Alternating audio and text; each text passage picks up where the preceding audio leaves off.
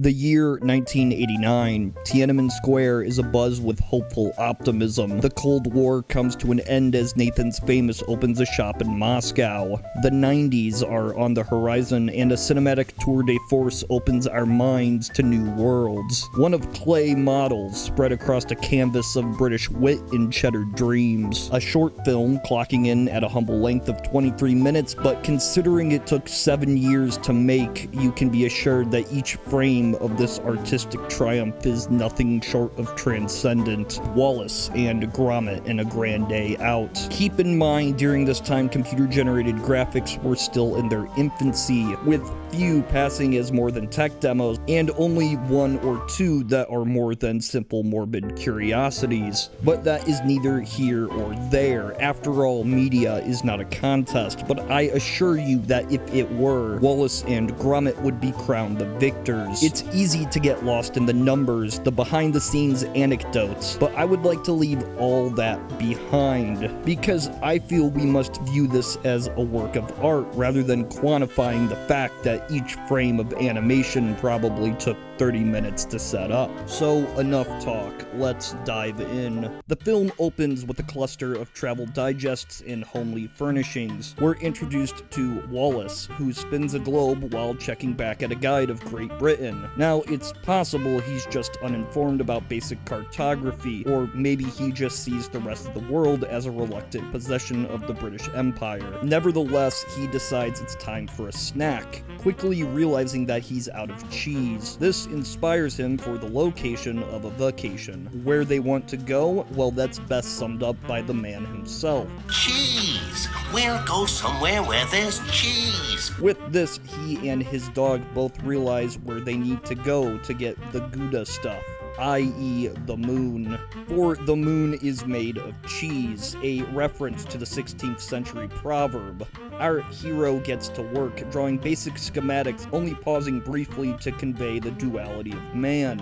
After the blueprints for this rocket ship are finalized, construction commences, with the brunt of the labor placed solely on this little dog. There are triumphs and mistakes are made, but in the end it all pays off. The deed is done. This hobbyist effort and the traditional interior of the ship gives off an aura of pseudo-Victorian steampunk, with a hint of Windsor whimsy. As the fuse is set and we count down to liftoff, Wallace realizes he's forgotten the crackers. As time is of the essence, he sprints away, and I particularly love the detail in these frames as he descends the ladder. So he gets what he needs, comes back, and liftoff begins. Or at least it would have, except Gromit left the parking brake on. After a somewhat tense flight, they land safe and sound on the lunar surface, venturing forth into the unknown for a picnic, a grand day out, if you will. As they sit down and consume the fruits of their labor, it's quickly apparent that this fruit is spoiled.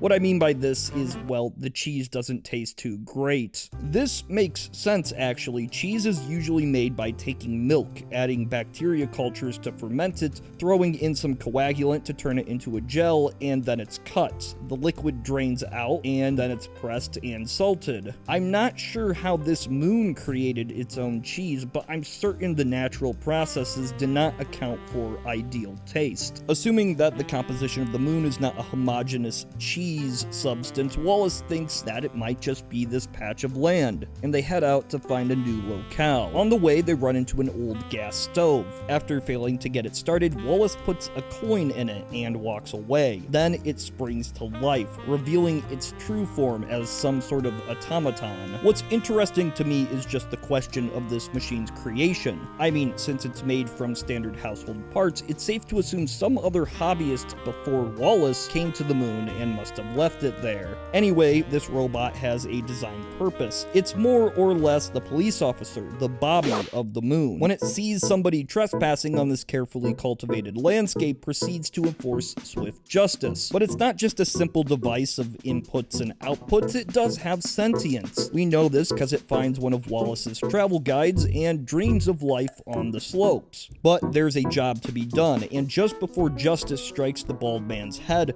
this robot's life comes to an end. Without giving it too much thought, Wallace puts another coin in. Soon it comes to life once more and makes a last-ditch effort to catch the criminals. Wallace and Gromit, knowing something is up, quickly gather their things and return to the ship. But even when all hope is lost, this little robot still tries to hitchhike on the leaving craft. And I think this is because, well, it cares about something more than just law enforcement. It has hopes, it has dreams, and it wants to experience the joys of skiing. Getting back to Earth is the only way it can have a chance. Sadly, the rocket liftoff sends our friend flying, crushed, broken, and alone. Without a hint of remorse, our supposed heroes are flying back home. But in true Wallace and Gromit fashion, the walking stove turns the scraps of his broken dreams into something more. For now, he can finally ski down the perfect slopes of his homeland, and the two parties seem to make amends. Of course, the robot will eventually run out of steam. The coin-operated system seems to have a rather short time limit, so what we are seeing here is likely the final moments of this being's existence. In a way, this is what makes this short so special. The subtle transition from standard life to invention to fantastical worlds, mirrored perfectly by the emotional shift of despair, hope,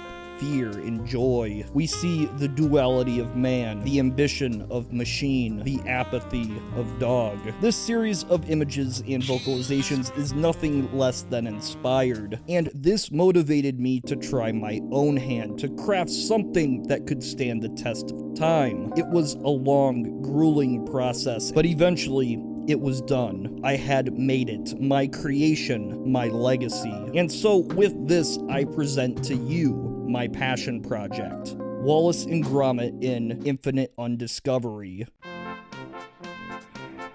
Hey there, Gromit, you read the paper today? 'Pears there's a criminal on the loose. Bet he's one of those ethnic types, am I right, Gromit? Well, can't stay here all day and mope about. Let's get to work, right, Gromit?